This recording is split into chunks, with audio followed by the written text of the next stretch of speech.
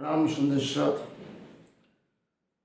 शक्तिशाल महाबली करियो बली बले शौर्य रस स्तंभ भीमा कोरेगांव एक महान क्रांति। अध्याय नंबर 3।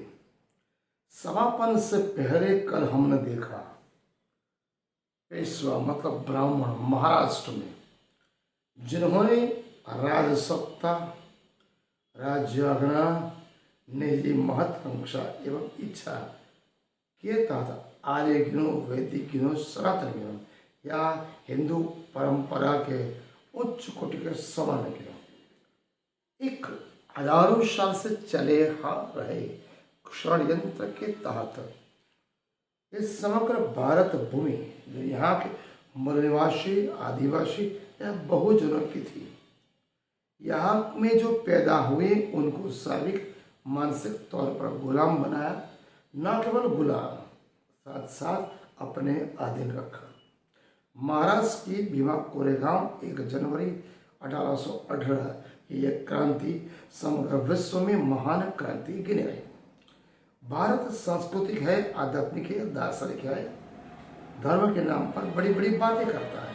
यह सच बोलना यह सब भारत भूमि के कथित इतिहासकारों, ऐतिहासिक विशेषज्ञों एवं उच्च शरण कहने वाले ब्राह्मण, क्षत्रिय, वैश्य जो भी प्रजाति है उनको सच कहने से डर लगता है।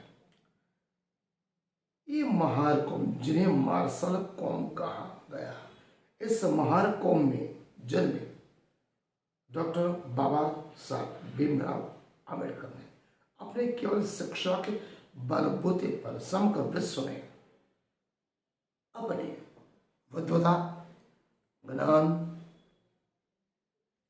चातुर्य, हिम्मत, प्रतिभा एवं समर्पण प्रतिभा के लोहा मनवा चुके थे। उस समय के सभी महान नेता उनको मानते थे। समग्र राष्ट्र उसे मान रहा है।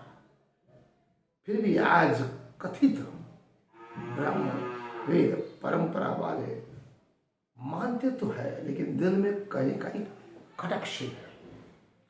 तो यह महान 500 योद्धा, सूरवीर, बहादुर, उन सारी क्षमता का, उनके बुद्धिबल का अंदाजा लगा सकते हैं कि 31 दिसंबर 1817 की पूरी रात 25 किलोमीटर चलता 1 जनवरी सुबह भीमा नदी के एक छोर पर युद्ध की तैयारी के लिए तैनात हुए। दिन भर के पूरी फुर्ती से लड़े, पेशवा को मार काट करके वीरगति को प्राप्त होते रहे, किंतु हार नहीं माने। यह उनकी अद्भुत शक्ति का करिश्मा था। इससे हम अनुमान लगा सकते हैं कि 28,000 पेशवा सैनिकों को खत्म करने के लिए एक महान योद्धा में 56 पेशवा सैनिक उनके भाग में आते हैं।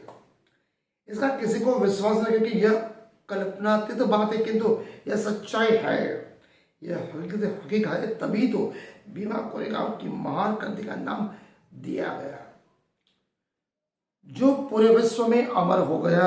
अपने इस बहादुर से उन्होंने विश्व के सामने एक ऐसी मिसाल रखी, उन्होंने अपना एक गौरवशाली इतिहास रचा ताकि उन्हें आने वाली पीढ़ियां ऐसे प्रेरणा ले सके, वैसे ही जज्बा अपने अंदर रख सके और अपने शत्रुओं का, आतताइयों का, अत्याचारियों का खात्मा कर सके, केवल और केवल शिक्षा के बलबूते पर। इस घटना ने यह सिद्ध कर दिया जो देश और समाज अपनी कुर्बानी देने के लिए तैयार हो जाते हैं।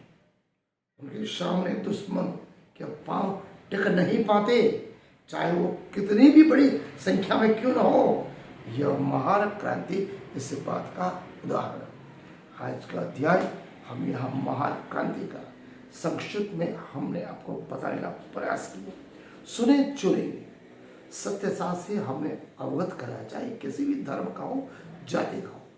क्रांति हम सब की है।